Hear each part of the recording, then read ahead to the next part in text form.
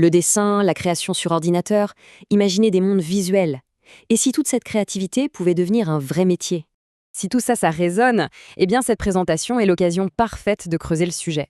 On va décortiquer ensemble comment transformer une passion en une véritable profession grâce à une formation très concrète. En allant jusqu'au bout, on découvrira tous les débouchés possibles. Alors, c'est parti, on plonge dans le sujet. Le nom officiel, communication visuelle plurimédia, bon, ça peut sembler un peu complexe au premier abord, mais on va voir que c'est bien plus simple et surtout plus passionnant qu'il n'y paraît. Pour faire simple, c'est apprendre à parler un langage qui est compris par tout le monde, celui des images. L'idée de cette formation, c'est de préparer à créer tous les messages visuels qu'on croise au quotidien, que ce soit sur un téléphone, dans la rue ou dans un magazine. Et ce fameux terme plurimédia, c'est vraiment la clé. Alors, ça veut dire quoi concrètement? D'un côté, il y a le monde du papier, les magazines, les affiches, et de l'autre, celui des écrans, sites web, réseaux sociaux. Le point commun entre les deux, ce sont les compétences acquises qui donneront vie à tous ces supports. On apprend donc à être vraiment polyvalent. Ok, maintenant qu'on a posé le cadre, voyons un peu plus concrètement les compétences qu'on va pouvoir acquérir. Et attention, il ne s'agit pas de matières scolaires classiques, non, mais de véritables outils qui serviront tout au long d'une carrière. En fait, on peut vraiment voir cette formation comme la construction de sa propre boîte à outils de créateur. Une boîte qui va se remplir petit à petit de savoir-faire. Des savoir-faire à la fois pratiques et aussi stratégiques.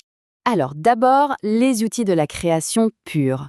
On y trouve bien sûr le dessin, c'est la base essentielle pour poser rapidement ses idées. Mais surtout, la maîtrise des logiciels de design professionnels. Ouais, les mêmes que ceux utilisés dans toutes les agences. C'est avec ça qu'on réalise des illustrations, des animations 2D ou 3D et qu'on conçoit la mise en page de n'importe quel support. Pour que ce soit plus concret, imaginons un projet. Un client demande de créer l'identité visuelle d'un nouveau festival de musique. C'est le créatif qui va imaginer le logo, concevoir l'affiche qui sera visible partout en ville et qui va créer les petites animations pour les réseaux sociaux. Eh bien, c'est précisément ce que cette formation permet de faire. Mais attention, être un bon créatif, ce n'est pas seulement maîtriser la technique. C'est aussi, et c'est crucial, savoir réfléchir. C'est la deuxième partie de notre fameuse boîte à outils. Là, il s'agit d'apprendre à analyser des images, à savoir argumenter ses choix, à comprendre d'où viennent les styles grâce à l'histoire de l'art et bien sûr à communiquer clairement ses idées, en français comme en anglais. Ok, donc on a les outils, c'est bien.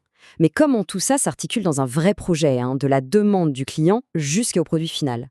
Ce processus, il illustre parfaitement le parcours type d'un projet. Tout commence par l'écoute, c'est la base, pour bien décoder le besoin du client.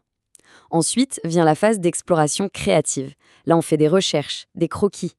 Puis, on passe à la création des maquettes sur ordinateur. Et enfin, la finalisation, l'étape où l'on prépare des fichiers impeccables, que ce soit pour l'impression ou pour le web. Et il faut savoir une chose, ce processus, il se fait rarement tout seul. Le point qui est vraiment crucial, c'est d'apprendre à travailler en équipe. Ça veut dire échanger des idées, savoir prendre en compte les retours des autres et collaborer pour donner vie à une vision commune. C'est une compétence absolument fondamentale dans ces métiers. Bon, et maintenant, la question que tout le monde se pose évidemment, une fois le diplôme en poche, quelle porte est-ce que ça ouvre? Vers quel métier peut-on se diriger?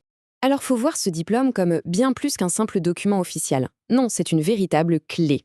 Une clé qui donne accès à de très nombreux secteurs et entreprises qui ont tous besoin de talents créatifs pour leur communication. Les opportunités de travail sont vraiment très variées. On peut par exemple rejoindre l'ambiance souvent stimulante d'une agence de communication ou intégrer un studio de création. On peut aussi travailler dans une maison d'édition, par exemple sur des couvertures de livres, ou encore faire partie de l'équipe créative interne d'une grande marque. Et bien sûr, la formation donne aussi toutes les bases pour se lancer en freelance si c'est le projet.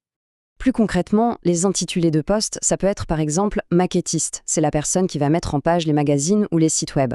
Ça peut être infographiste 2D, 3D, pour créer des visuels et des animations. Ou encore assistant de conception, un rôle où l'on participe à la création de projets aux côtés d'un directeur artistique. Et cette idée, elle résume parfaitement l'esprit de la formation. L'objectif, en fait, va bien au-delà du simple dessin ou de la maîtrise technique d'un logiciel. Il s'agit de devenir ce maillon essentiel entre une idée et sa réalisation visuelle. En gros, de devenir une personne capable de comprendre un besoin et de le traduire en un message qui soit vraiment percutant. Alors, l'envie de façonner le monde visuel est là. Si ce décryptage a pu éclairer les choses, il ne faut surtout pas hésiter à aller découvrir d'autres parcours et bien sûr à s'abonner à Choisis ta formation et ton métier.